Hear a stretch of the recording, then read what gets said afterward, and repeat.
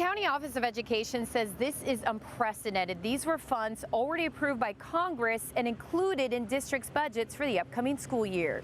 Think about your own wallet, right? Like when one funding stream goes away, you've got to scramble and figure something else out. Music Watson is chief of staff for the San Diego County Office of Education. She says the Trump administration's decision to freeze $50 million in funding for public schools affects every district in the county. There's 500,000 students in San Diego County that are counting on this. It's part of a much larger funding freeze impacting public schools nationwide. Congress approved the money, which was supposed to be released July 1st.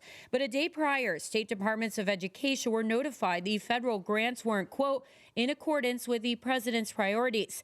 The White House has frozen a total of $6.2 billion in grants allocated to support English learners, teacher training, after-school programs, and migrant education. All students across the country benefit from this, and to politicize it, first of all, is wrong, but second, is actually illegal. Richard Barrera is San Diego Unified's board vice president. While he's hopeful the funding will come through, until then, the district plans to reallocate money intended for later in the school year to prevent disruptions now. But if the funds aren't released, it would have to be cuts if we end up not getting the funding. San Diego Unified is the county's largest district and faces the biggest loss at about $13 million.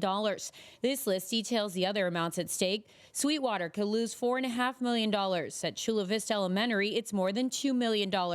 For smaller districts like Lakeside, the number is much lower at $163,000. Still, Watson says it all makes a difference. We have students who are going to be showing up on our doorsteps pretty soon, and the instability is very difficult. Right now, the White House Office of Management and Budget is reviewing the grants, but there's no timeline on when a decision will be made. In a statement, a spokesperson told CBS 8 this is not a freeze, but rather an ongoing programmatic review of education funding, adding initial findings show that many of these grant programs have been grossly misused to subsidize a radical left-wing agenda.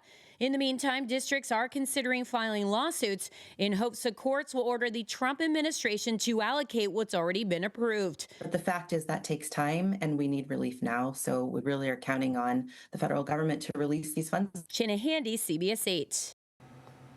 Thanks, Shannon.